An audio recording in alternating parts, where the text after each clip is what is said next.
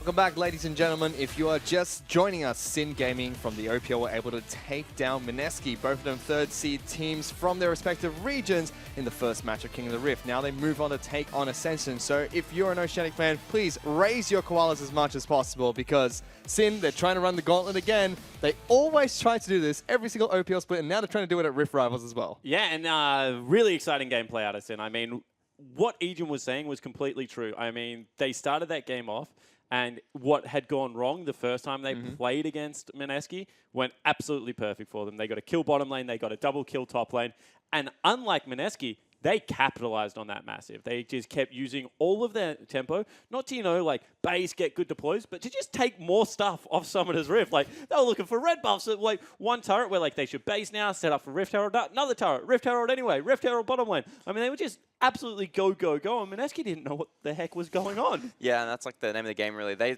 caught Mineski by surprise, I think, a lot. Definitely there were times when Mineski were walking out of their base thinking, okay, this is when we can gain a bit of control in our jungle. Maybe we can start getting a little bit of pressure on the map. And SCiN already on their next turret being like, oh, and Mineski completely changed their plan, start reacting to that, and they just had no look into that game. Yeah, and it seems like Mineski had a lot of unforced errors coming into that match as well. And as you mentioned, SCiN capitalized, but I really want to highlight those. The double kill in the top lane for Dockler, that was completely uncalled for. It was a great catch for Hummers, would have blown the flash Rumble. We thought that was going to be a bad trade for SCiN, but for some reason they tried to tower dive that Rumble, who was 2 flashes away.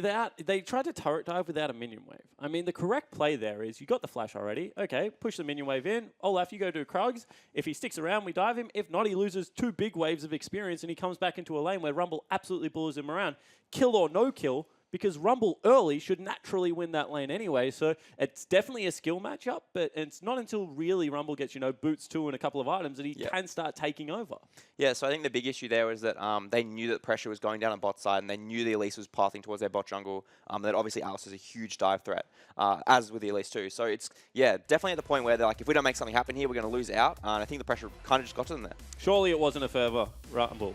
Hey, surely not. Shout out to Ray. Shout out to Ray from C9 who was able to do this and absolutely carry a game. You were correct. But you can see damage stats are very low across the board here because it was an 18-minute game. No one's got any items in that stage. And the main aim of the game was just taking turrets off Summoner's Rift. So there is a player I want to really highlight here, which is Jooms. And this is the only time I want to use stats to go in his favor because throughout the OPL, that's about his average damage. Yeah, he's been picking up a lot of carry champions, but he has not been able to live up to the fact that he's been out-damaged by support Broms half the time. Yeah, I mean, I say it very tongue-in-cheek, but he has had some very long games where he's done relatively low damage. In this game, every single bit of that 6,000 damage, I would say, is crucial. He's applying pressure to lanes. This isn't needless skirmishes in the jungle where you're chunking someone, they're going back, smiting a camp and having full health. He was applying pressure. And he also kind of got baited into the bad matchup. Obviously, they banned out junglers, and he thinks he has this OP pick in Elise. And then Olaf actually quite a traditional counter. Like once he hits 6, there's nothing that can stop him getting on top of Elise. He clears pretty fast. Stays pretty relevant, and then outscales her, I'd say. So in a bad matchup, still does really well. And on the flip side for Mineski, the only player that seemed to have a good game, so to speak, was EXO, which was night and day from his first game performance against Mineski, where he went something like 0-7-1 on Corki. Yep. This time around, held his own against Ryoma despite the map pressure that came out, and did all right, but it just wasn't enough. I mean, this is the reason that Orianna is such a tough pick to execute on sometimes, because Rift Herald down in the meta, it's hard to defend turrets. Also, the fact that she's like a 2 to 3 item control mage as opposed to Syndra, Talia, all these people that are 1.5 items. And it just means that if the map collapses around you as EXO, you don't have access to the wave. You're not going to be able to shove in Talia and help anyone else out. And Ryoma was all over Summoner's Rift, and he didn't do anything wrong. It's just the game played itself out, regardless of anything he was doing. Yeah, Ryoma actually gets kind of lucky there. Is that you've seen, everyone's seen Talia's make plays early in that across the map, and definitely put out more pressure. But Ryoma gets to just bide his time. They gets to work out what's the best ultimate, and we saw that triple kill down bot lane, which really cracked open the game. And there's nothing Orianna can do in the meantime to punish him or try force something earlier. And the big thing for me about that triple kill is that was a one-voice play. It was like, stick with the fight. I'm coming as Juice. Teleport right now. Use your global ultimate, Talia. Everyone get into the bottom lane. And I think that they're now going up against a squad in Ascension that historically has played very similar. I mean, they look like they're on the same page. They look like they want to brawl heavy. And Mineski didn't look cohesive in that game. They looked like they were getting punished and just roaming around as a gang squad, but then they had an AD carry top lane. It just didn't look clean. And I think that hopefully for the Southeast Asian squads, Ascension should be able to clean up that part of the game at least. Yep, and speaking of Ascension, they will be the next opponents to face off against SIN. Ascension are the second seed team from the GPL and the first seed team from Thailand's local league, and they consist of 3 players who have been to Worlds before and were previously on the Bangkok Titans. And very curious to see how they perform here because they too have had a lackluster tournament so far. A lot of analysts coming saying they were going to be the second best team in the entire tournament.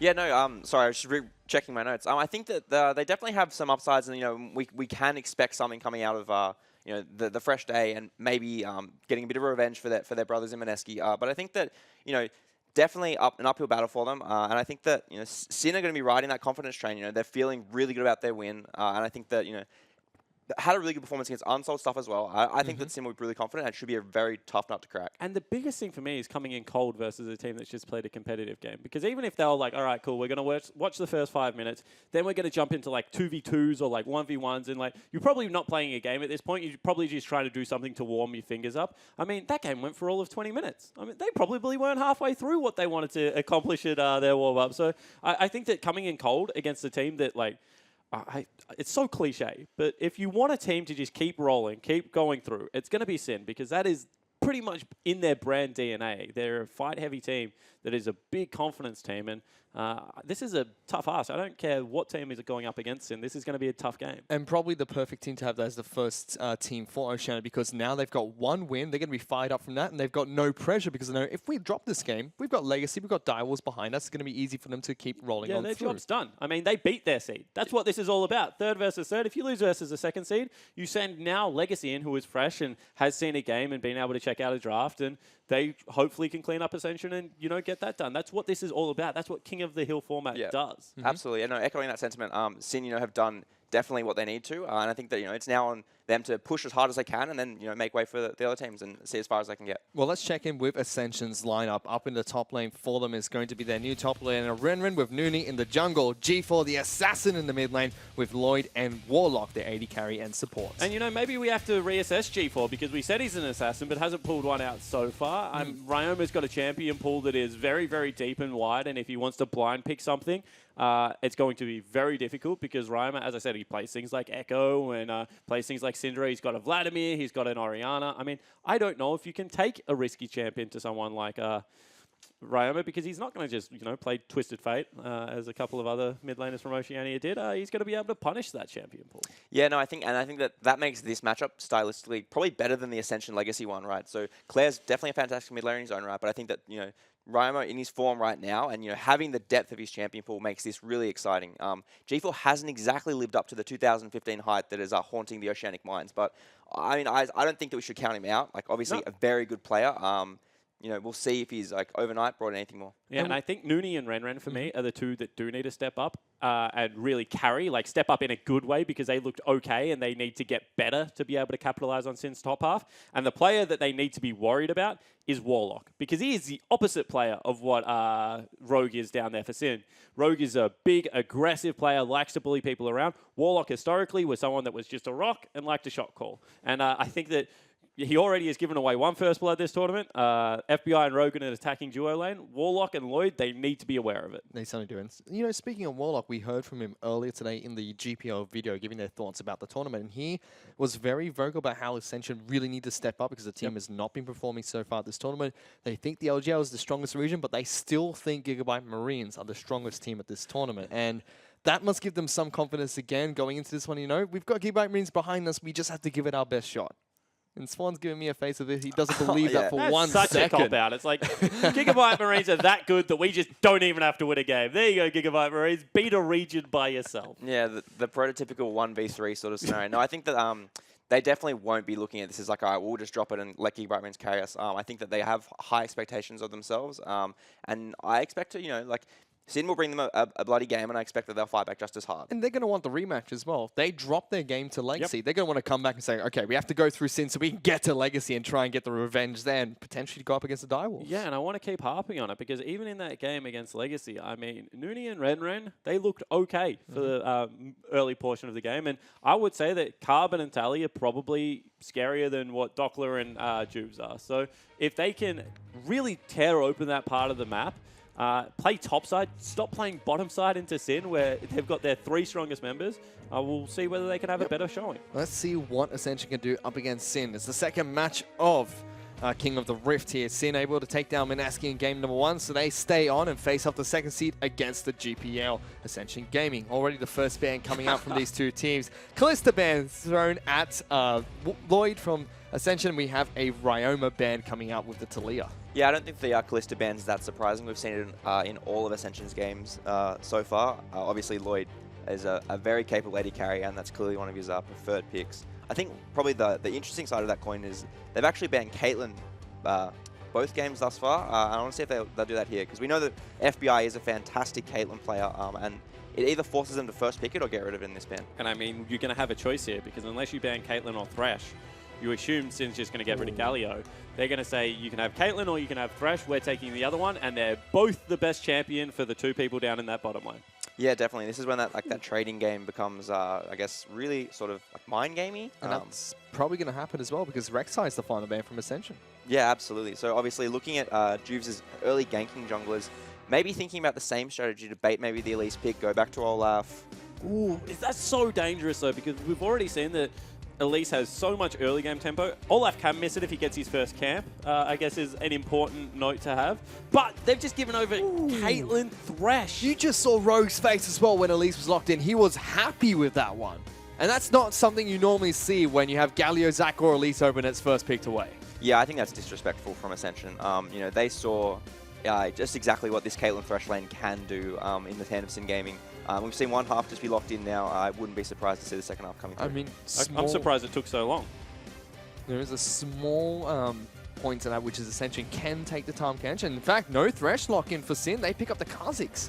Maybe trying to bait them pick up Thresh so they can go for Tahm Kench. Okay, yeah, definitely. Definitely Tahm Kench is a very, very viable pick. We've talked about it a lot so far at Rift Rivals. Thresh is looking like the strongest support, and Tahm Kench is a natural answer to negate this him is in lane. perfect. I was going to say that the best thing about this, although if they go with Zed, I wouldn't be unhappy either, because it definitely beats Corki. But what they did is they said, if you pick Thresh now, we will take Tahm Kench. If you don't take it, we can take Thresh and we can ban away the responses in the second round of the draft. Benzel has done an absolute number on Ascension here. That is really nice drafting. Yeah, that's actually, like, you know, hats off. I think that it's also super interesting as well is that they've picked 2 solo laners early on the side of Ascension, and they're obviously going to want to look to try banner encounters, but they can't afford to do that for both lanes. So I think that, yeah, they probably try to protect the Renekton a little bit and hope that G4 stays safe on the Corki. Get rid of Braum here for your Sin, and there's no very defensive supports left available to be able to take that one. Maybe an Alistar if Warlock wants to throw his hand, but Alistar into Kate, into Thresh, it's just so risky. Yeah, curious to see what Ascension going to throw at this one. I do like their first draft, even though does seem like Benzel's done a great job with this. Renekton really strong top lane. Corki really strong at this tournament, and at least one of the priority junglers at the moment.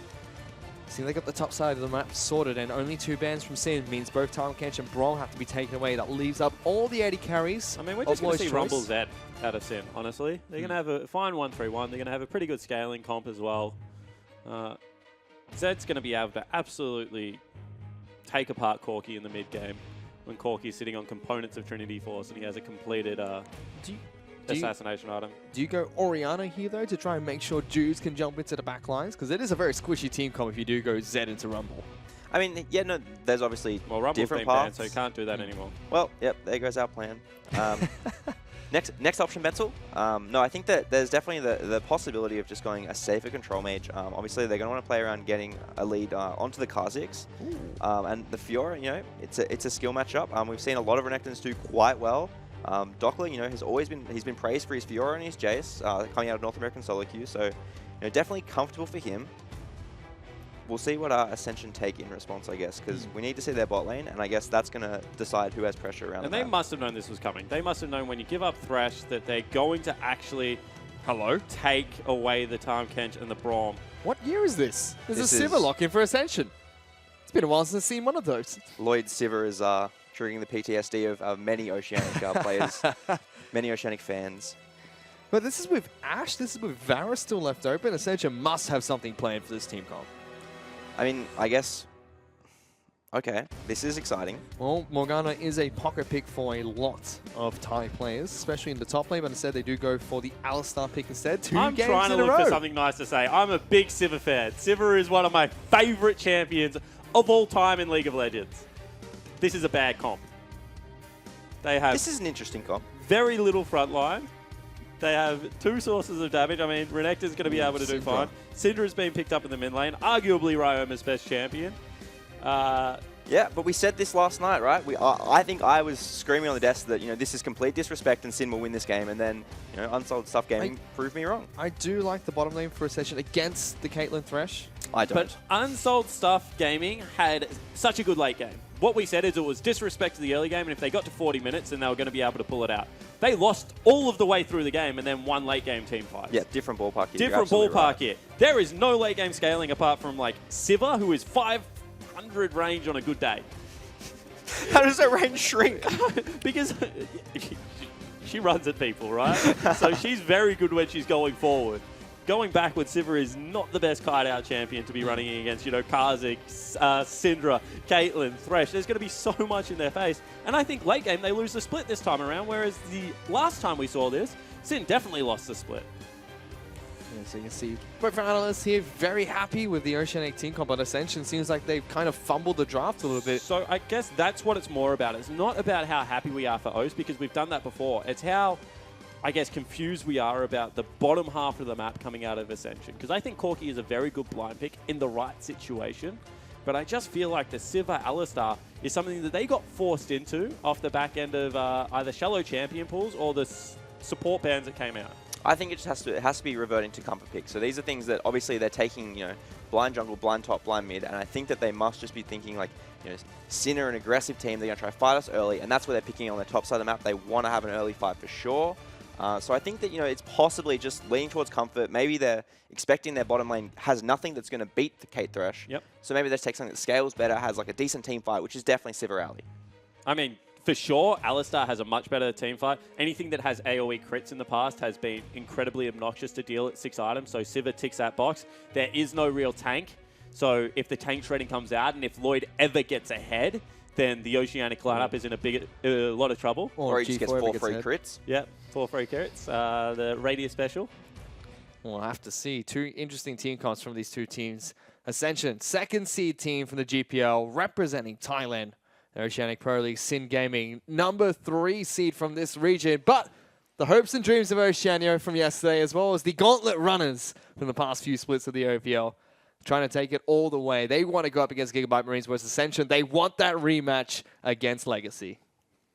Yeah, no, I think SIN have definitely been doing their cardio. They are the Gauntlet Runners. I think that SIN definitely are coming into this game, obviously hot, and they're obviously... Well, I guess they should be quite happy with their draft. This is something that they've put a lot of practice into, and something that they've been drafting throughout the tournament too. So it doesn't seem like a lot of adaptation from game 1 to 2 from the Southeast Asian region.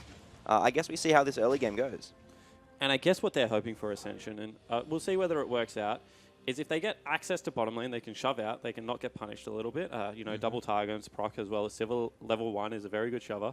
And then just play towards top side of the map. Renekton's going to beat Fiora early. They didn't get access to the wave, so I can already stop talking.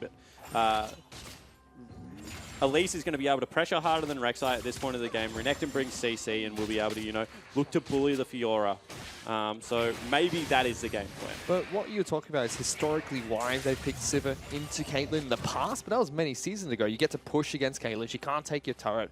Your spell shield does well into Thresh, does well into Built over Peacemaker. No, it does well into traps. That's what it used to be about. When Caitlyn puts down traps, you used to walk into the lane and get free mana. And then you could continue shove out. Yeah, that's a problem. Caitlyn now has 5 traps, and he's just going to reset them up around the turret, and you're going to be in big trouble. Yeah, he's going for the Doran's Shield, though, which is a big buff to lower range AD carries. Yeah, 1 potion at the moment, though. We're seeing, again, this Elise path, which I guess has become quite popular over the course of the tournament, where the Elise is going to go from red to wolves to blue, and it does signify an early gank path. So I'm expecting it to go towards the top lane, but that does mean that their bottom lane is left open to, quite a bit of pressure.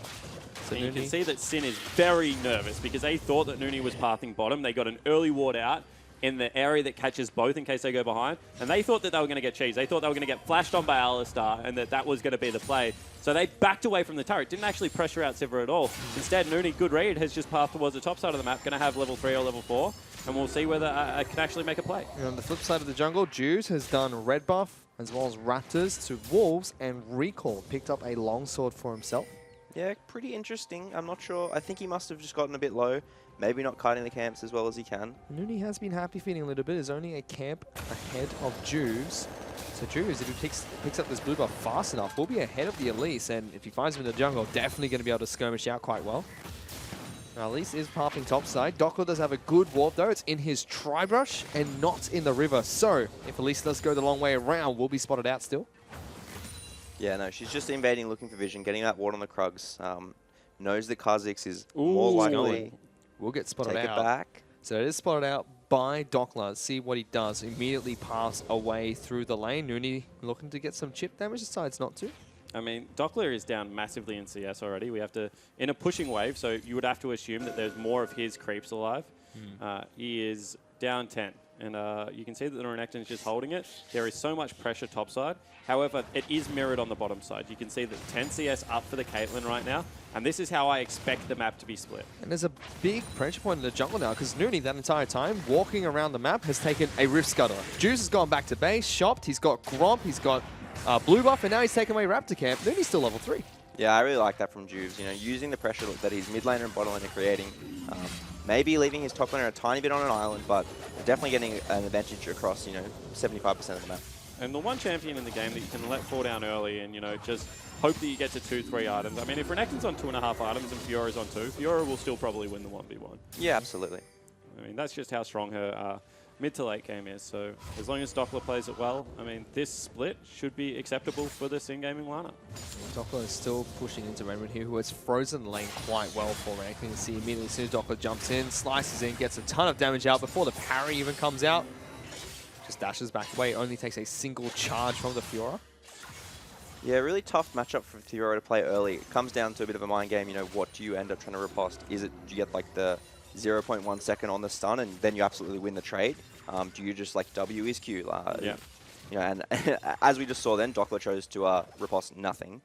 So he comes out That's not the best way to use the ability. He bluffed him. He just pretty held worse it, for wear. held it for as long as possible, although the lane is now pushing back towards him. That's the best thing about when you can actually get it down to only 3 of the caster creeps now. You can see that Renekton's going to push it out, and Doppler's going to go... Can't spell shield auto attacks, unfortunately, Lloyd. That's not how it works. Going to come back into the lane. He's going to be half CS. So this is actually really good for Renren. And I'm excited about Renren. I actually think he's a pretty solid laner. And he's in a good position to be able to set his team up here for success. Yeah, and Ascension are naturally about 300 gold in the lead. You'd expect all of that to be the top lane at the moment. I want to talk about G4 quickly because we've been seeing heal Corkies. And I've been really mad about it backstage. Because my opinion on Corki is what the aim of Corki is as soon as, maybe talk about it in a second, as Nooney's coming up. No? All right, we're good. So the purpose of Corki is as soon as they use their W on the Syndra to throw out the ball, you just Valk on their head, exhaust them, and start shooting them as much as possible. And they will try and ult you and scatter the weak, but then you've already won the trade because you've got such big cooldowns out of the Syndra that you continue that pressure game as the game progresses. And I think heal is definitely a little bit of a chicken's way out. They're going for a fight in the bottom lane at the moment, though. might be FBI is going to get stunned up. Lloyd's looking for the fight. He's been exhausted. Dark Passage gets it away from the second Boomerang proc. And they will disengage successfully down there. Heal being burnt. Top side of the map. Seems like a dive came in from Nooney and Renren. But Juice was up here and a level ahead of the Elise. So doing absolutely fine. Good read across the map from Juves. Really has Nooney's number on this first 7 minutes of the game. Takes his Raptors, follows him around the map. I think that actually looking pretty good for the side of SCin. They're staying even in gold despite the top lane being pretty one-sided. Ooh, interesting teleport coming out. Just protecting a pink ward. Yeah, okay. It's not even a pink ward. All right. Yeah. Protecting a ward. Just back to lane. Sometimes it's about sending a message. Not the normal location that people TP to get back to their lane, but He's a Tiamat to a longsword at the moment, though. Renren. Doppler has yet to use his teleport to get back into lane, but Nooney's right behind him. He's got to be very careful. Does have flash, uses it very early. Cocoon comes out, parried away. Doppler escapes. very respectful. Glad to see that he wasn't going to try play around getting his riposte off on either of the stuns or Cocoon. Yeah, just safer there. Obviously, that's a very safe now, but Rogue floats mid, looks for something. Yeah, just gets a Valk out of G4 though. He's fairly low on mana, so Ryan would appreciate that. You kind of get that for free. As soon as you have a Caitlyn that can shove out the lane harder, you get the first back as a support. You see that he goes for Moby Boots, and as the response is coming out of Warlock, who actually goes a very defensive... Hello. Second time it happens, still didn't work.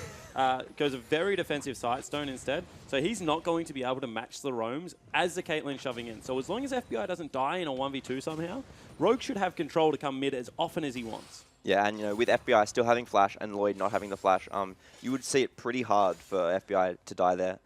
I think definitely looking for opportunities is the side of Sin. Haven't found any yet, but I think that there is like a lot of potential, I guess. Rogue's going to keep getting that roam off, and he has the hook. He has Scatter the Weak. But is the onus on Sin to look for these opportunities? Not Isn't at it all. on Ascension at the moment? I mean, yeah, so Sin don't have to make anything happen. If they get to 30 minutes into this game completely even, as I said, unless Siva has miracle team fights against a Kha'Zix and a Syndra, which I just don't see happening, the onus is definitely on Ascension right now to win top side of the map even harder than what they are now. They need to be able to translate this into, Rift Heralds and maybe a top lane turret off a really nice dive from Renekton and Elise. And they are definitely in a good position to do that. It's about now taking that next step. They've done the hard work in the top lane to get a 30 CS advantage. They just need to really capitalize on it. Yeah, I think that they're almost a bit... I think they're playing scared because of the pressure that Sin's putting out bot side. So it's obviously a dangerous dance for them to be doing right now. How hard can they go top without losing too much bot lane? As we see right now, Nuni is bot side and he's looking to get some vision into the bot side jungle to try to protect his lane. Well, Dockler is slowly falling further and further behind. He's 30 CS behind Renren at the moment, who is continuing to be really aggressive against this Fiora. Looking for a trade here. Dockler actually winning that one. Yeah, won it quite well. You can see that there's actually a dragon started up with the first package, as well as a shove top lane. And I think you just let this one go if you're Sin. Maybe you're going to look to fight it, which I don't know is a good choice. G4 runs out of the package, tries to use it there, and he gets a Valk off. And Mountain Dragon is picked up by Ascension. So that's a good map play from them. They even called Renren down, relieved some pressure for Dockler. But Sin not able to react in time for that Dragon pickup. Meanwhile, they've caught out Lloyd in the bottom lane. That's first blood picked up by FBI. Weren't able to catch how that one started, but they're still chasing for more. Nuni's able to lock down FBI. Juice jumps over the wall. Warlock pops his ultimates. It's going to take a lot of reduced damage. Sin relentlessly pursuing this one, and Rogue gets the Mad Life hook, predicts the flash coming out from the Moo Cow. Will pick up 2 kills in the bottom lane. And this is the problem with not playing towards your strength. They're very worried, and actually their strength is actually now losing in the 1v1 somehow. Dockler, without using ult, chunks out Renren. But they're stronger top side of the map. They go for a dragon play because they, whatever reason, want to try and match Sin. And Rogue goes fishing, catches someone, and absolutely makes them pay. Now Ryan has chunked out G4. Bottom side of the map has just fallen apart for Ascension. Yeah, and we're descending into Sin territory where things are moving a little bit too fast for their opponents. The dragon comes on the package timer, which is, Renren had to blow his ultimate again. Or, not again, I guess it's the first time he's used it. But nearly forced out of lane. Here we see the replay. Just a nice play, not respecting the presence of the Kate Thresh, and Lloyd gets cleaned up. Yeah, and I mean, the big thing there is, looked like Rogue was just solo looking to clear out a ward, so Warlock wasn't all that worried, but you just have to be aware of Lantern and where the AD carry is positioned, and I mean, Kate Thresh have such good layering CC, and that's a Mad Life, that's a really good play. There's a reason you don't give Rogue Thresh domestically, and he's having a pretty good early game at the moment. I'd be curious to see his Twitter after today's games. If OPL pick up the win, if he has another ban, Thresh, or lose on his Twitter account. He's sent those out quite a few times. Yeah, he's definitely a very confident player, especially when you give him Thresh. So I think that, he'll be feeling pretty good right now. I know he's a vocal player. We see a bit of action moving towards the top lane. Both junglers are up here. Renren jumps straight on top of Dockler. Parry doesn't come through. They lock down the Fiora. Good damage. Juice is in amongst it, but you don't want to fight those two, buddy. They've already taken down your top laner. I mean, Dockler just didn't parry anything there, and that's ultimately what led to his death. He got chain CC'd. There's more than enough damage coming out, and unfortunately for Juves, that means that he's caught top side of the map at the moment. Sin looking for a little bit of a trade bottom lane. 90 caliber net does not connect from FBI, so doesn't get the extra damage onto Warlock. And Roma still just scouting out the mid lane. G4 forced to use quite a bit of mana to clear out those waves, farming out quite fine against Roma. But Roma will be really happy in this situation. Even though he's not snowballing ahead, he's keeping up with the mid lane. The rest of the map's winning. He's perfectly fine. Yeah, Rioma's just looking to get towards, his early item spike again, that first item, which, should come before the expensive one of the Corki. And, G4 being forced out of lane and just letting Rioma cheat towards the top side of the map in case Jubes gets in any trouble after Doppler's death. But that kill topside was really important for Ascension because that's the stabilizing kill. That means that now Renrin on that Renekton will be able to continue to, exert some pressure. It looked like the lane was actually coming back to quite neutral before it should have, and all of a sudden Nooney gets up there and he swings it back in the favor. But for how long though, right? This bottom turret and this mid turret are both now at half HP, and you expect Sin to make a play to capitalize on one of these, and then the lanes start getting switched up. Do they start feeding Fiora free wave catches under the turrets and put Renren in the 1v2 and start negating whatever advantage he has? If Sin are able to break these two outer turrets in the mid lane and bottom lane, I don't see what Ascension's next move is ever going to be. But Sin are still working their way towards those objectives. Dragon is still going to be about 3 more minutes before it respawns. It's a really nice ward over the wall from Warlock. It actually catches out where the blast plan is, as well as gives you a little bit of vision if they do head that way to walk into the tri-brush. So it's a little bit more aggressive. Lloyd has to burn the spell shield again to try and get out of the hook. Now he's just having nightmares about Rogue. Doc on the top side, farming underneath his turret. Has his Tiamat now with the Vamp Scepter, so he should start to sustain a little bit better. Juice is in the bottom lane. They may be looking just to brute force this one. Ping's right behind them coming out from Ascension. I mean, Ascension have teleport, but they don't really have a ward to go towards. And Hook does land again. Gets onto the Elise as well. Instantly obliterated from Summoner's Rift. Warlock tries to headbutt his way back in, moves about a couple of inches, and Sin get first brick off the back of that play. Respect the Thresh. I mean, he just approaches between the turret and the wall. You can't go anywhere as an Elise if that is the case. Best thing you can do is rappel up in the air, and you're going to come down on a Caitlyn trap. He was 100% dead as soon as he took that approach. Juve trying to extend their lead, but... On the hunt, popped by Lloyd. G4 had the package, looking to poise aggressively. They will defend their own red buff, but still, first brick and another kill for Sin, this time in the bottom lane. Doppler doing fine against Renren on the top side of the map. Blue is Dominus. Ryomo being jumped on by G4. Yes. Exhaust used, pops the ultimate, does absolutely nothing through that. Juice hunting to try and get some revenge for his mid laner. G4 cutting him out. Well. Here comes Warlock, turns around, double kill, picked up by G4. And, just those small errors that, Sin are prone to making, giving up that tiny kill here and there that they just can't afford at this point. Yeah, they certainly can't, especially not onto G4. I mean, historically, this is the guy that is able to get squads rolling. You can see that they want to flash on him. Actually not going to happen. And just to touch on something you said earlier, Spawn, the exhaust really good at Corki when he valks some people, but good against Syndra, good against the likes of Fiora as well as Kha'Zix, who rely on so much burst damage. Trust me, Valk forward exhaust Corki is the best way to play Corki in the game. It is so much fun. It is the same version of Moby Boots Elise for me. He is 10 times more efficient at being able to play aggressive when you take that summoner spell. Yeah, but still in a pretty precarious position right now. He wants to base.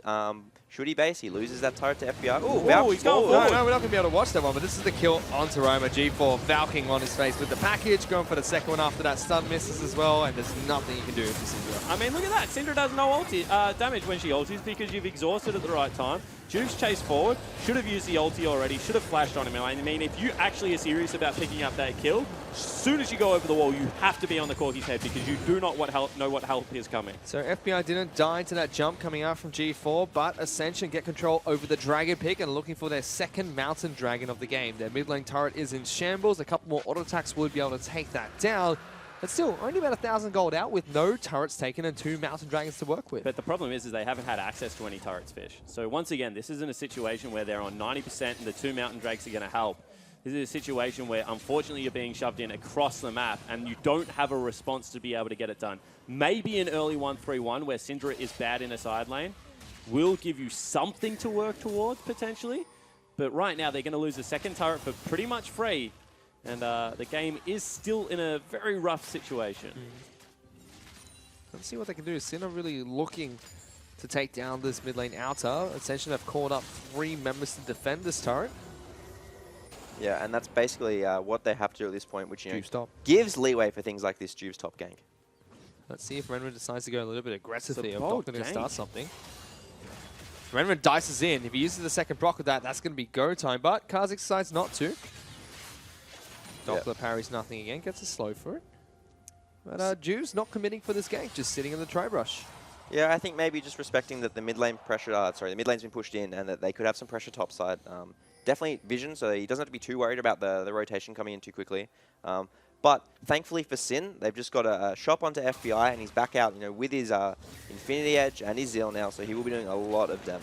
Ooh, Ryoma stacking up Dark Spheres inside this brush. G4 pushes any further forward, that should be a kill.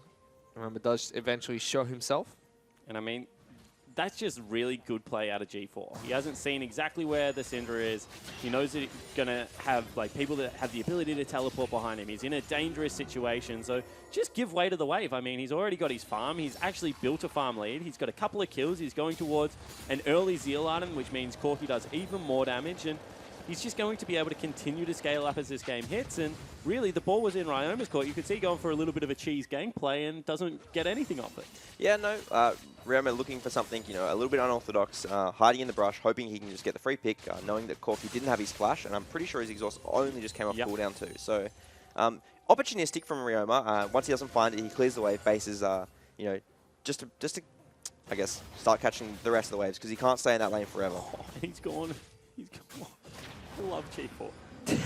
Just love him so much. No rapid fire cannon. No, I need access to turrets. I've got a Sivir. She's so short range. It's just like, I'm going to kill someone. I've gone back. I've picked up the static shiv. It does a lot more damage. And I'm going to get another package. I'm going to have my exhaust up. And I'm going to Valk onto Ryoma's head again. And I am going to kill him. Interestingly, he won't be Valkying on Ryoma. They've opted to swap the lanes. Yeah, he's put him topside against Doppler. I actually like this lane priority coming out from Ascension. I don't like it for Renrin. Poor guy is actually built purely to win the 1v1 versus an AD threat. And now with Tabbies is being forced to lane up against the Syndra. Yeah, I think that maybe it's just looking to try slow the Fiora down. He's just hit that one item spike and moving towards the second. Potentially is also a play onto Rift Herald. Having your strongest member on that side of the map means that no teleport, and they've got Renrin's teleport down bottom, means that they can have a look at that objective. They've got to be quick if they want it, though. 30 seconds till Baron spawns. They seem to have started up Rift Herald, but watching Juves, G4 is going to Valk over it for a bit of extra damage. That should fall for Ascension. No response coming out from Sin. Yeah, and I mean, Sin are actually playing a little bit scared now after a promising early game, after going up 3,000 gold. And it stalled out. I mean, Lloyd has gone the wave clear build. He's going to go Infinity Edge into Essence Reaver, just so he can one-shot the minion wave with a Q and a W. That means that the push out of FBI has certainly slowed down. Juice hasn't been able to get active at all around Summoner's Rift, and this game has really got a lull at this point. Pretty opposite of what we're coming up to expect out of both these teams, but especially Sin. And that mid lane turret has stayed up for quite some time. That's a flash fall. They've caught out Juves. Easy pick from Ascension over the wall. Drop Rift Herald and mid lane turret is going to be broken open. That is such a good pick coming out of Ascension. We keep saying that all these turrets are full health and that it's very hard to get access. Rift Herald just gives that to you. But Sin looking topside already, trading for the next turret. Bit of a hook onto the Alistar. Yeah, G4 tried to Valk straight on top of FBI. Instead, Warlock gets hooked up, flayed underneath the turret in the box. Rift Herald gets a second charge, doesn't deal as much damage, but still good chip. Doppler will trade 1-for-1 though and take down top lane outer. Best of a bad situation, really. Obviously getting the Rift Herald, that turret is very hard to defend. Doppler, pushes his advantage in the 1v0 lane, and I think that now off the reset, maybe Sin look to just be aggressive mid and try take this one.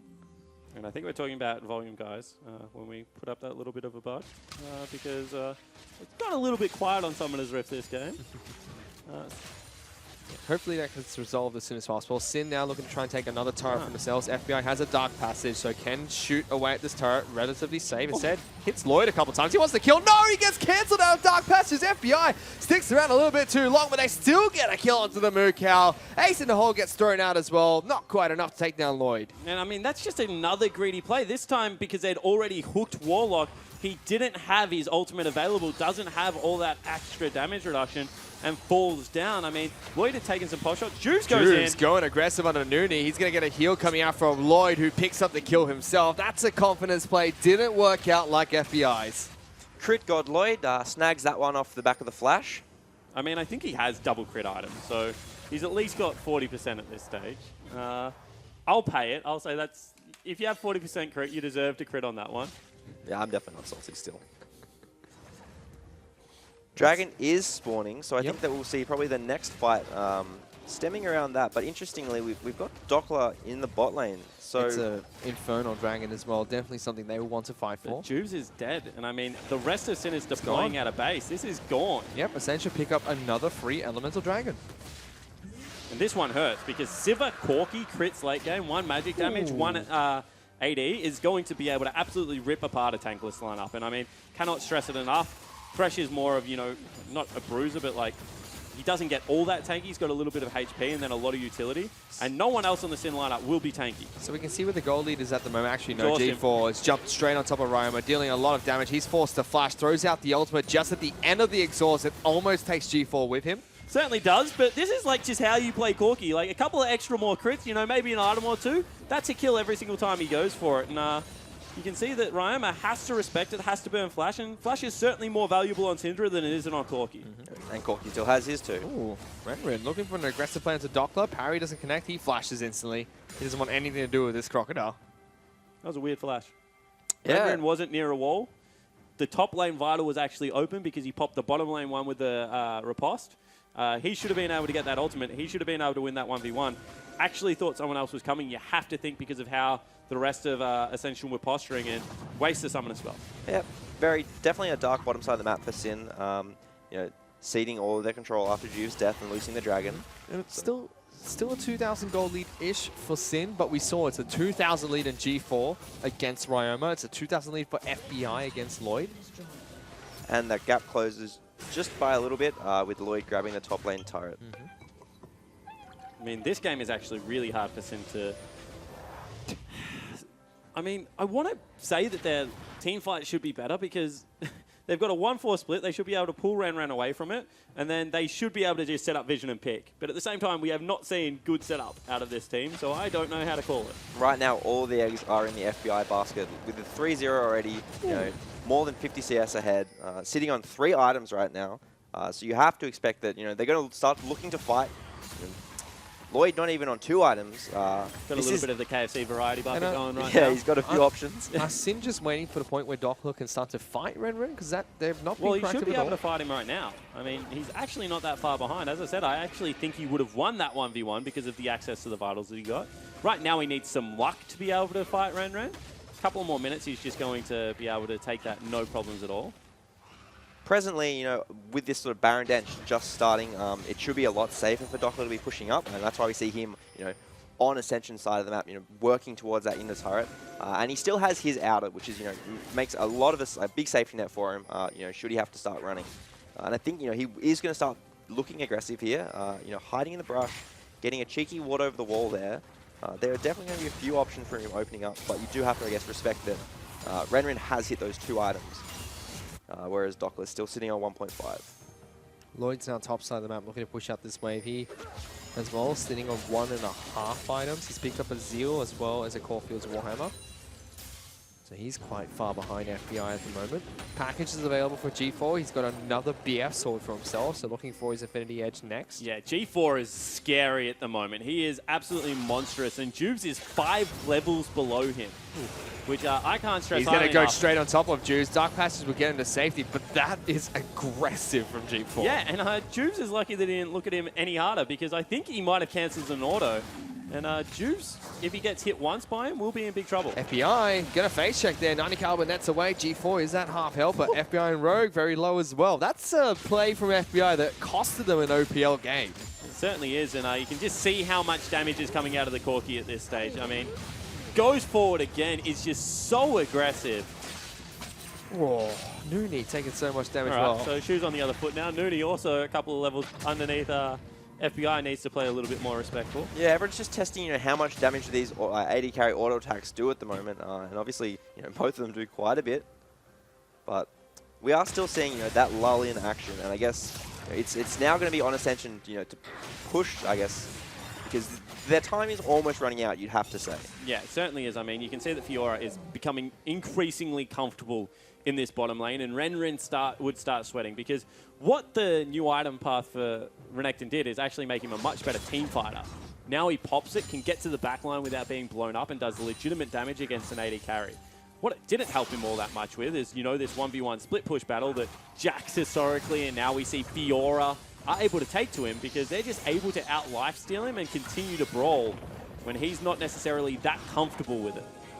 Yeah, absolutely. You know, we'll see Dockler get more and more comfortable here, and I guess you'll have to expect that Renrin goes from winning that split to holding that split, and now he's going to have to start forcing the team fights, which is, you know, what, you know, Ascension are sort of starting to look here, clearing out the vision around Baron. G4 is getting a base here, and I expect to see him pick up the Infinity Edge. There it is.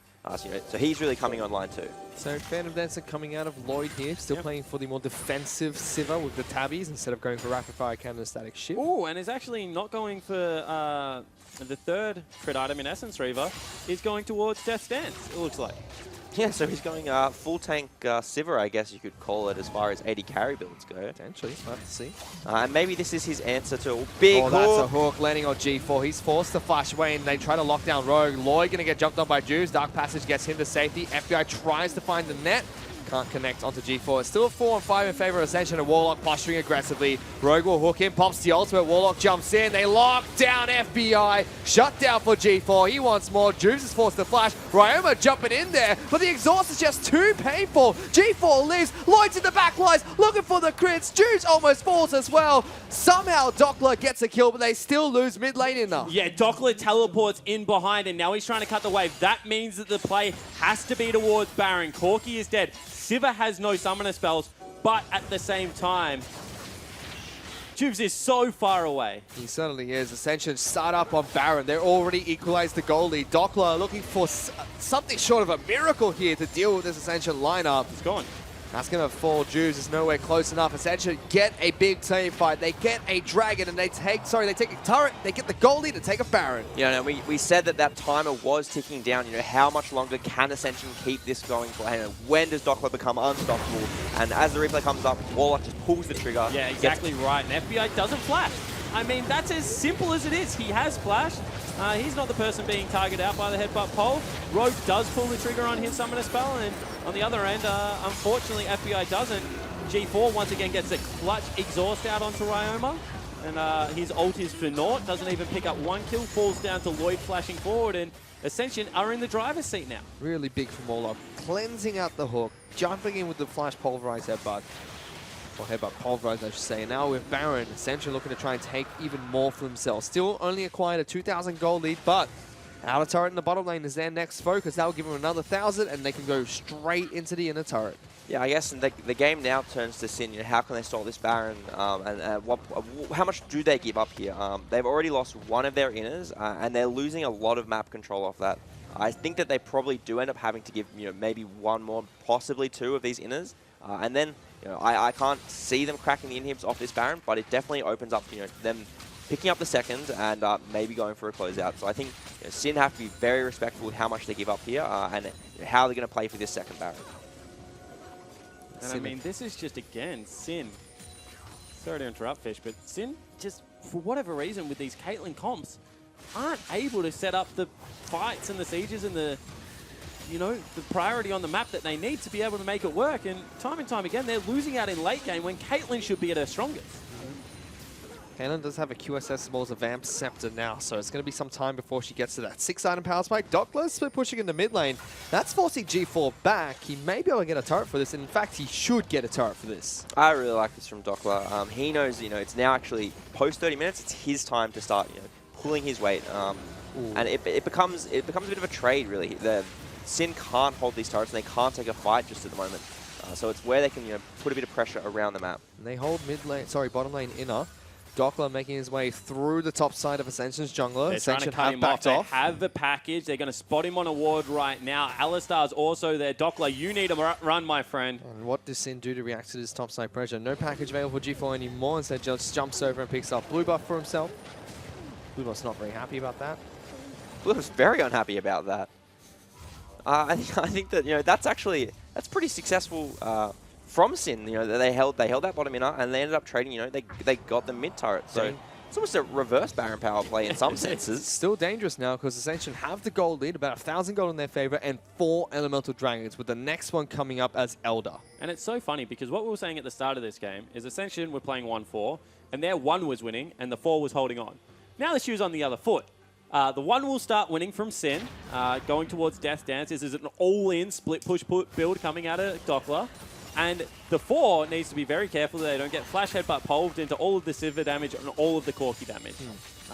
It should be easy to execute upon Dockler's split push now as soon as the Baron expires, but it's about who makes that mistake first. So Mercurial Scimitar picked up by FBI. That'll give some good lifesteal as well as a cleanse away from crowd control. So 1 item remaining for this Caitlyn. Doesn't quite need the armor penetration, but is up against a ranked with Gargoyle Stoneplate. So let's see what FBI decides to pick up later on. Dockler now getting a little bit online. Still has 1 outer turret to try and siege, which is top side. Sorry, 2. Bottom side still up. What do you think that FBI goes? Does he go for GA because he's a little bit scared? Does he just go for Bloodthirster and try and do as much damage as he possibly can in these fights? You'd have to go Last Whisper, wouldn't you? Last Whisper? I don't know. I mean, headshots already penetrate, and with a Renekton, you should be able to get a 90 caliber net as well as a sneaky trap underneath him. Well, he's got a longsword. He's got to build something out of that. Yeah, so obviously he's ruling out the idea of the Guardian Angel, which I think is a good decision. I think if he dies in the fight, the rest of his team will probably fall far too quickly for his respawn, and then he becomes a free kill anyway.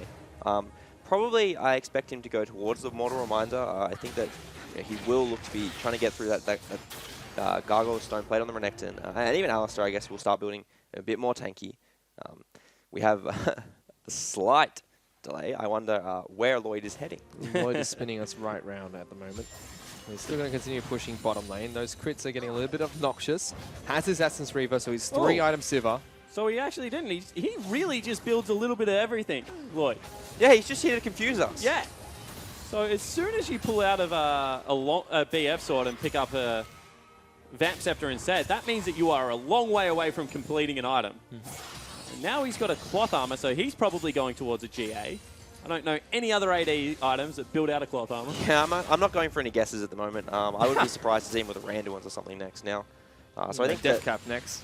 Yeah, just nothing even scales the FA. I was going to say... Well, he's a good AD carry. Let's see what he decides to eventually throw up. Okay. Yeah, I guess, with that Baron becoming... Well, I guess there's probably an argument now. Do they go for the Baron? Do they go for the Elder? Top side of the map at the exact same time. Yeah, top side of the map's definitely where they're putting their pressure right now. But they still have, a bit of control over the bot side. And I think this is going to be a very, very dangerous situation for Sin. Because they're going to have to blind check into practically the whole map. Big item power spike for G4. Triple crit item with Trinity Force. If he Valks on someone and gets a crit off the back of that, it's going to hurt. He is monstrous. He also has his exhaust, which I don't think Jake will stop talking about. So, he's definitely pretty scary at the moment. Oh, Lloyd's gone back, sold his cloth armor, and picked up a BF sword for himself. Now that should be a Bloodthirster? I don't have a guess. I'm done with Lloyd's build. Moving on. Let's see what he decides to pick up. Oh my goodness, that's disgusting. That's okay though. FBI has lifesteal. There's no exhaust coming out from Sin, so if G4 gets in the backline of a package, blows someone up, tries to Valk away and gets a couple more auto attacks off, his job is done. And you have to say that this game is still being played on Ascension's terms. They're roaming around the map. They're getting very busy. They've got good ward coverage and Scuttle Crab over the Baron buff at the moment. Now they're looking at the Elder Dragon as well because they know that Ryoma is top lane and he has to start moving down. 2 lockets for Ascension as well. 1 on Noonie, 1 on Warlock to bolster their teamfight presence. Ooh. That's on the hunt being popped by Sivir. That's actually really good. Sivir now going into what will be a big team fight without that mobility is going to be huge. But can they burn through it? They're starting up. It's already at 3,000 health. Juice has to go in for a steal. This will be a big fight. Package being used. Juice shoves in. Doesn't get it. He instantly gets bursted down. Ascension take down on a shot caller for Sin. And that actually might be the Baron as well because all of a sudden you've got a trip. Oh, did they catch him? Forward. They catch out Ryoma. We don't even get to watch him die because it's that brutal coming out from Ascension. They're going to try and march down mid. Dockler has to get busy bottom lane. 50-second death timers, and all of a sudden FBI and Rogue have to do something special because otherwise they're not going to be able to hold this base. Renren's gone back to base. Hook comes out. Warlock dodges that one. It goes wide. Dockler will pick up a turret for himself, but this is double mountain with Elder Dragon buff Ascension pushing into Sin's base. They get 2 kills. They get the turret and the inhibitor. Renren looking to try and stop Dockler. Dockler wants to dive on in. Rest of Ascension now pathing towards Baron. Drew's up in 5. Ryoma, though, in 20. I mean, you can see that they just turn straight around. This is going to be a second Baron buff that they get. With 2 Mountain Drakes and the Elder, that fell instantly. And a 5,000 gold lead to boot for Ascension. They're looking nigh unstoppable at the moment. Juves needed to pull up a Miracle Steal, but he just couldn't. And team fights for Sin just don't look like they're going to ever go their way. I mean, and you spoke about this yesterday, that Ryoma had a good game mechanically, but was caught out multiple times and was just on the wrong part of the map. And that is exactly what we're seeing in this late game again. Yeah, no, you have to, I guess it's probably going to be a little bit on himself in terms of nerves and these late game decisions. He's not necessarily, he's not experienced this high pressure situation before, but it's also going to be, the vocal communication between his players, shifting a little bit, and it's breaking down. And you can't say the same for Ascension at the moment. They look very cohesive. They've got leads all across the map at the moment. 1,000 in the jungle top lane. Big lead for G4, who now has this Guardian Angel. Lloyd's picked up one as well. Redemption finally completed for Warlock too, bolstering their teamfight presence even more. I mean, when you have a look at it, you can see that there's some utility coming out of Noonie, and Juves has fallen behind. Mid lane advantage has been swapped for 80 carry. On both, FBI is the same as G4 at the moment, and Ryoma and Lloyd are kind of matching each other in items. Yep. And then the split pushes are kind of becoming irrelevant, because that Dragon, that Baron, will just allow Renren to hold on. And the 4 is winning so much. FBI looking for a big play, gets the Dark Patches, gets back to safety. On the hunt, popped by Ascension, as well as one of their Locket of Iron Solaris. There's the heal from Redemption, making sure they heal back up. FBI trying to do everything he can to put Sin on his back and stop this push coming in. Okay, now without the Elder Dragon buff, can Renren still hold the turret confidently? You can see that Dockler is allowed to approach, but not really able to take a fight under the turret. Yeah, just respecting, the recalls coming out of Ascension. They're back in base, looking to punish him bot side, and he has to start leaving. Dockler needs to run. It's a 4-man gang squad from Ascension trying to hunt him inside of their own jungle. Lloyd uses this time to farm up as much as he can inside of Sin's jungle, and Sin are still holding on. Big advantage to Ascension though. They've got all the dragons they need. They've got a 5,000 gold lead to work with. Holding on, but by how much really? How much longer can they hold this out? They're missing their mid lane inhibitor, and this bottom outer looks pretty dead. And the dragons become the big thing now, because gold will equalize. And we're getting towards the part of the game, 40 minutes in, 75-ish thousand gold is when it starts to really just not matter anymore. And you can't take away those 2 Earthquakes as well as the Fire Dragon. And it doesn't look like they're going to end in the next 4 minutes, so another Elder is going to become available. They're going to have an additional pressure point on the map, Fish. And it's just very hard for Sin to be able to replicate any of that. And does Team Comp come into play now? Because Sin, they've got a split pusher and Fiora. Renren's more than happy to group up and just brute force a 5-on-5 at this point in the game. Yeah, and this is what we were sort of talking about in draft. We were discussing, what is the Sivir and the Alistar going to offer? Because it's definitely not its lane phase. But right now, Warlock's Alistar, he's been getting some pivotal pulverizers. And he's starting these fights, particularly on FBI. FBI has to just respect the headbutt pulver. I mean, it's pretty much as simple as that. If he has flash headbutt pulver, he's going to go for Kate because you can't 90 caliber net out of it, and he wants to burn the flash in response, which means Caitlyn has to play scared on the back line. Yeah, so we'll see Lloyd running out of base here. Everyone's 6 items as I was well going to say, everyone's just about approached 6 items, at least on the carries, bar Ryoma. And he's very defensive in his items as well. 3 of those Phantom Dancer, Guardian Angel, as well as Mercurial Scimitar, hybrid items between 80 carries, as well as defensive stats. With the Ninja Tabby Taboo, he does not want to be taken down by FBI's shots or Juves jumping into back lines. And speaking of Juves, they're sending Sivir and Corki bottom to deal with the split pusher. You can see that Corki's flying down the lane. If Dockler finds any of them first, he will absolutely delete them. But if he gets caught out, he will die. They do have Guardian Angel, so even if he kills one of them straight away, he's got to be careful. Boomerang Blade does not connect. Very close from Ascension. This game's on a knife edge. It's in Ascension's favor. They look like the ones that are going to try and take this. Sin are trying to do everything they can to defend at the moment. Yeah, no, Sin are getting... Dockler not taking that fight there. Very close to maybe spelling the end for them. Fortunately for Sin, their inhibitor in the mid lane is going to respawn, as well as since Elder Dragon's timing is a lot longer than other dragons and Baron, they'll have staggered Baron and Elder Dragon spawns. They won't have to fight on 2 fronts. Not sure it's really going to matter at this point. Ascension, definitely have the favorable team fight here with their 2 6-item 80 carries. And the package now is going to be what, I guess, cracks open this mid lane. Renren's going back to base. Let's see what he's going to do here. Doppler split pushing top side. We'll get another turret. But look at G4. Just packages on top of the inhibitor. Says, this is mine. Back off, Sin.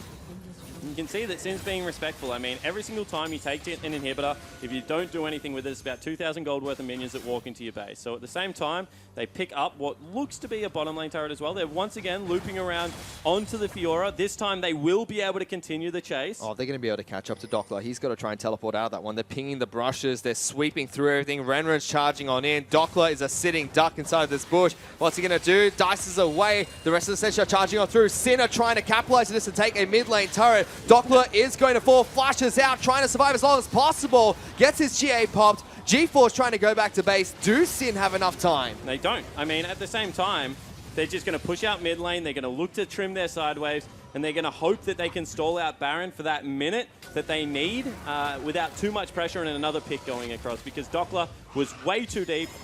Sin couldn't follow up on the chase, and they get punished. And also massive is this Baron fight. Doppler won't have his Guardian Angel, and that's making this even going to be an even more uphill battle for Sin to try take. And this is big, really good map rotations coming out from Ascension there. Not trying to push for too much inside the base, dealing with the split pushing threat first. And finally, I think that we get to see what a veteran team does to a newer team when the pressure is on. And you can see time and time again that Ascension are the ones dictating the pace to the young team, and they're going to go one more time. Yep, teleport's coming in. Lloyd's popped the ultimate. Will take some chip damage, but that turret just gets melted. Oh. Big triple stun for Oma. He can't get in. Redemption will come out to make sure they get topped off. They're healed up to full again. Hook's being thrown out by Rogue. Can't connect them. Doppler's coming back in. G4 Valks on forward. Hits FBI in the face. Warlock in again. No flash from FBI. Goes in late. Gets a big shield. Big stun for Oma. He's exhausted through his ultimate. Hook lands onto G4. Guardian Angel pop. Renren incredibly low. Nuni falls down first. They're trying to fight this one, but the health bars are so low. Sid coming on top. Double kill for FBI. He's going for even more. They ace Ascension, losing their inhibitor. What can they take off the back of this? This will nearly be game. 50-second death time is 60 on the Sivir, and there might just be enough for Sin to march this one down mid lane. They have so much damage, Fish. At the minimum, it will be a Baron, but we'll see what they want to go for. What is going on? I thought we were just about to close up and say, all right, we'll Sin, best of luck, Legacy, let's go. Look at we this get a replay now. Though. Rogue plays this fantastically. He certainly does. I mean, Rogue gets a lantern, big shield out as well, and then Ryoma, 4-man stun there, puts in so much damage, and Rogue just snags the key member, sends him into his GA. And this is what we're saying. GA on 80 carries isn't all it's cracked up to be, because this is all the time that you're down, and you just come back up to die again instantly. And FBI, Tubes, Rogue, they all play that very well. The K-trap too, right? The second they go down, the K-trap's underneath them, they respawn, trapped, headshot, dead. I don't know, I didn't even see the character stand up. Yeah. So the only person they lost in that team fight was Juves, but Ascension do break another inhibitor turret. During this time, Sin were only able to take the Baron buff, and Elder Dragon comes live in a minute. That's what I was going to say. I don't know if that's... Because all of a sudden, 50 seconds, you just have to do it again. Sure, double GAs are down, but Lloyd's already sold his. He just goes back and gets a rapid fire cannon, had the money for it. Not the same can be said for G4. And with Baron buff, the split becomes easier, sure, but... But finally we're seeing Sin get into that proper team fighting position where FBI is standing in the back line, and he does flash, maybe slightly late. Yep. But he does flash, and then he starts getting those free pot shots off, and he's abusing the range. Now he's at 6 items. He's sold his boots. He's going the Phantom Dancer. He's got no boots. This is the 550 CS win condition Caitlyn, and I don't think that you can actually do more damage on Summoner's Rift than what he's got right now. 110% crit. Won't even be able to use that final 10% at the moment. It's called an insurance policy. In case you somehow miss it on 100, you have 110. Good players crit more here. FBI looking to try and crit everyone he sees. Oh boy. It's going to be a difficult match here. You can see that the item's forsaken me. Rogue's picked up an item, thrown it on towards FBI, making sure he's tanked up. Knight's Vow's picked up. Knight's Vow Locket combo actually means you are deceptively tanky at this stage of the game.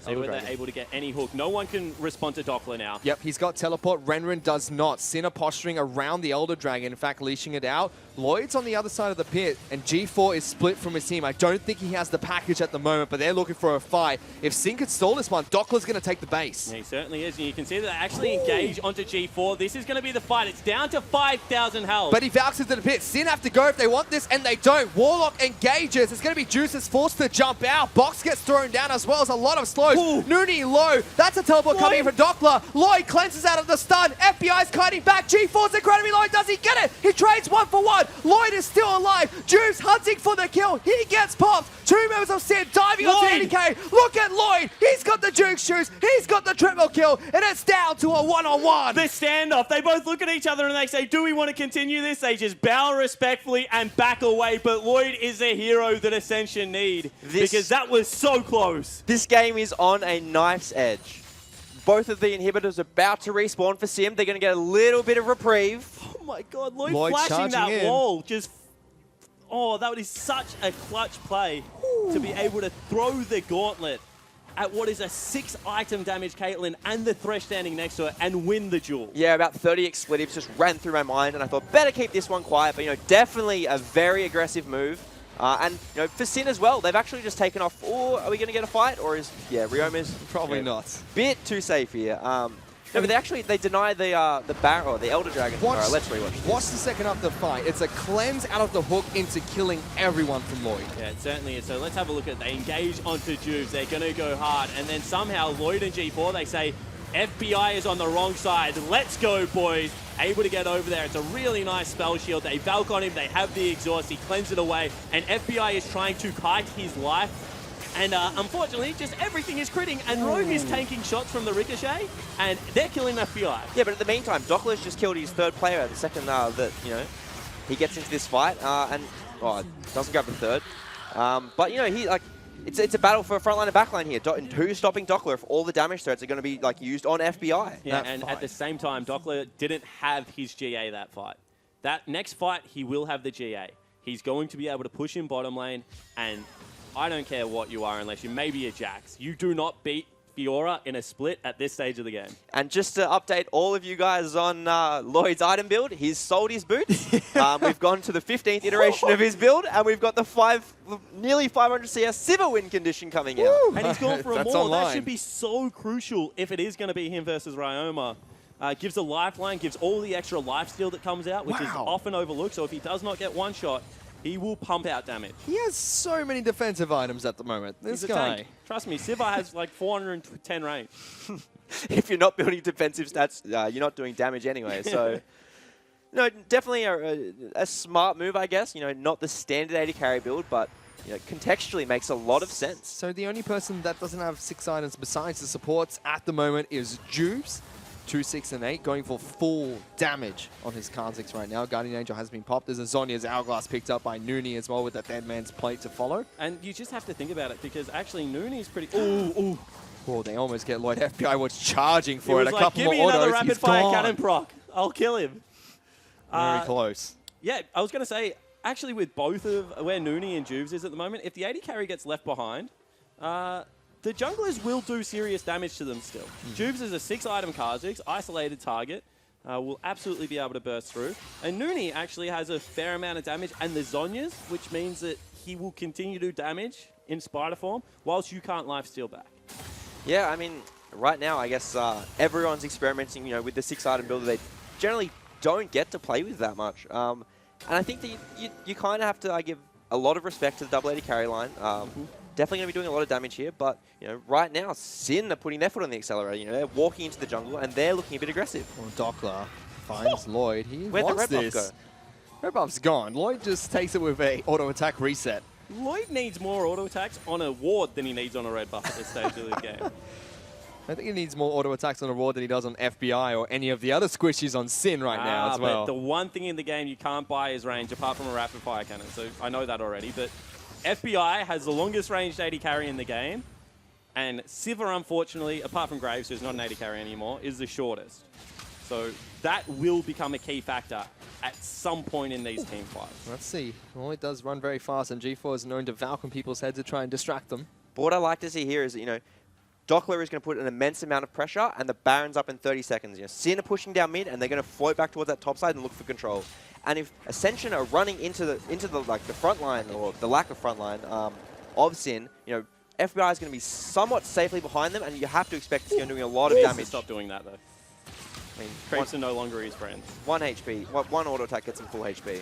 G4 did pick up the package, so that will expire shortly. Should be up in time for this next play. Big flank coming in. Renren's teleporting right behind them. G4's packaged in. FBI Lantern back out. Good stun from Ryma. They disengage, and the Renekton can't quite find his footing to get in. Box thrown down by Rogue, just a precautionary measure. Doppler's on the base. Ascension are rushing to Baron. Exactly right. Just keep chipping away at them, poking them off, because you don't need to do anything now, Sin. They have shown their hand, and Dockler needs to raise. Redemption's coming out. They get the Baron nice and early. Ascension now just need to back off. Sin trying to stop the recall. G4's trying to get back to base. Can they do it? They can't stop him. He's gone back. Doppler gets an But inhibitor. now they can teleport in. I mean, now this is an unfair fight because there's still members that are left behind. That's a flash coming out from Rogue looking for Warlock. Will still take down the support. Renren is teleporting back in. Warlock's keeping them preoccupied here. Dockler in the meantime did get the inhibitor. Can't get anything else. Sin now have an advantage, but they're up against Baron buff. This is on such a knife's edge. I'm so confused. I don't know who's winning anymore. This is a dead even game. I mean, this is the most even you can have a game of League of Legends. Juves is still farming side lanes because he's the only one. Oh, Sonya's. No, nothing happened. Shh. Don't tell anyone. They're in a different country. They can't hear us anyway. I don't know about you. I can hear Juves at the moment, so. Is this a coin flip? I mean, GA back available for G4, but he's used Flashed. He used Exhaust. Bottom lane inhib is dead, but they've got Baron buff. There is just so many things. I mean, it's a coin flip unless if Dockler charges into a team fight, it probably is a coin flip there, but if he's split pushing, could be a different story. They have a teleport advantage. Dockler can take Renren top lane. For some reason, Lloyd, every time we go to Lloyd, I just get shivers down my spine. This guy is a clutch player. He's a big game 80 carry, and he is playing well so far. 6 items picked up by everyone except for the 2 supports who are happy on their 5 at the moment. What about Juves? Yeah, Juve's still lagging behind a little bit. Vamp Scepter, my goodness. Juves, get your 6th one. Yeah, every time we go to Lloyd, I'm actually just checking his item build again because I want to see if he's made any changes.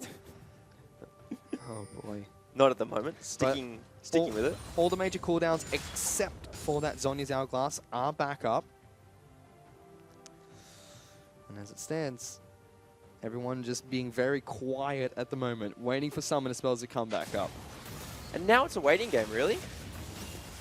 Because what do they fight for? I mean, do Ascension just say, all right, we hold out till next package and we hope we can Valkyrie someone's face again? I mean, I think they hold out for the next Elder. I think this game, like, Baron is now becoming a little bit irrelevant. Next team fight wins regardless. Nooney just used his locket as well. Dockler looking for a fight on Renren. Everyone from Ascension is collapsing in. Can Dockler get in time? Gets the kill! Dockler takes down the top laner. Sin charge in towards the base. They're looking for more inhibitors. Dockler does respawn. Taken down straight away by G4, but that's a big piece of the puzzle taken away by Sin. Certainly is. All of a sudden, both teams double exposed inhibitors, and they're looking to still set up. Oh, that hook was so close to Nooney. Ascension going for it. They look like they're posturing for a team fight here. I mean, they potentially can. Flash not available on Warlock, but does have his ultimate, still does have the exhaust.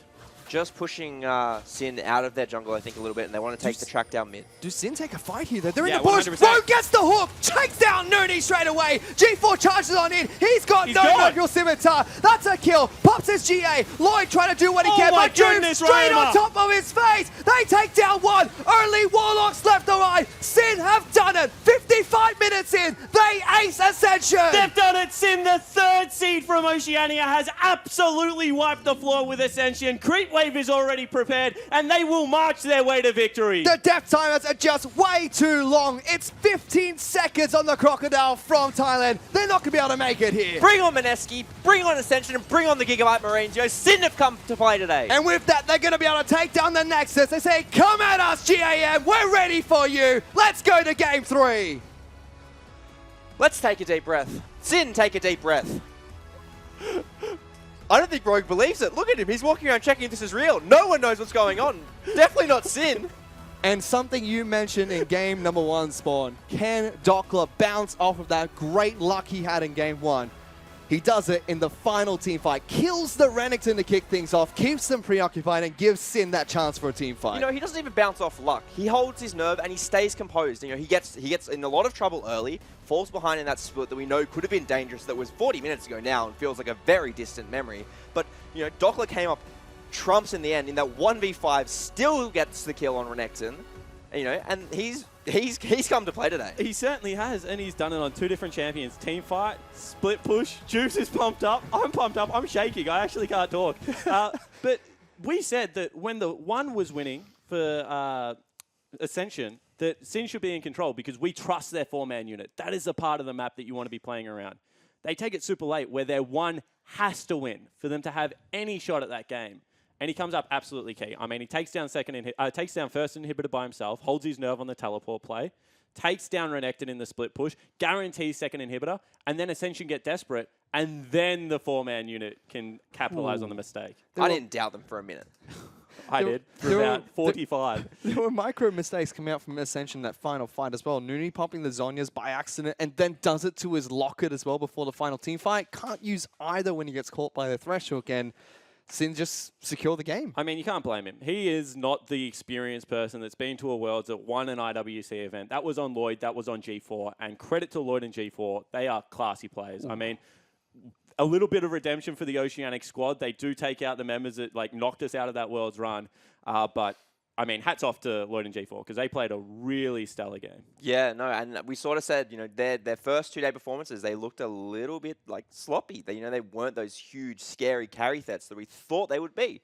And then, they just proved us wrong by a large margin today. And big props to Warlock as well. We gave him a lot of criticism about how he rolls from top lane to support, wasn't the best mechanical player, but he was an absolute rock, and he was able to show that on the outside. Great initiations, and almost single-handedly beat Sin in a couple of team fights. Yeah, absolutely a leader for that squad. You could see everyone was piling in off his engages, and there was so much synergy and cohesion in them that everyone was flashing forward with him. They really were going hard when he was calling it. And you could see that Sin kind of agreed with us. They disrespected him multiple times during that mid-game, FBI especially, and they got made punished for it. So I think you have to take your hats off to, in all honesty, when a team plays a 65-ish minute game, and it's back and forth the whole way after such a, one-sided early game. I mean, you have to say that the other squad played well. Sure, you won the game, but they have to do so many things right to even take it to that stage. Well, we had a quick one-sided affair in game number 1. Game number 2 was a slugfest that went all the way, and with that, Sinner still trying to run this gauntlet. They will go up against Gigabyte Marines in our next match. Pops the ultimate, Warlock jumps in, they lock down FBI, shut down for G4, he wants more, Juice is forced to flash, Ryoma jumping in there, but the exhaust is just too painful, G4 lives, Lloyd's in the back lines, looking for the crits, Juice almost falls as well, somehow Doppler gets a kill, but they still lose mid lane enough. Teleport's coming in, Lloyd's popped the ultimate, will take some chip damage, but that turret just gets melted, big triple stun for Ryoma, he can't get in, Redemption will come out to make sure they get topped off, they're healed up to full again, Hook's being thrown out by Rogue, can't connect them. Doppler's coming back in. G4 Valks on forward, hits FBI in the face. Warlock in again, no flash from FBI, goes in late, gets a big shield, big stun for Roma. He's exhausted through his ultimate. Hook lands on the G4, got an angel pop. Renrin incredibly low. Looney falls down first. They're trying to fight this one, but the health bars are so low. Sid coming on top, double kill for FBI. He's going for even more. They ace Ascension, losing their inhibitor. What can they take off the back of this? Sin have to go if they want this, and they don't. Warlock engages. It's going to be Juice's forced to jump out. Box gets thrown down as well as a lot of slows.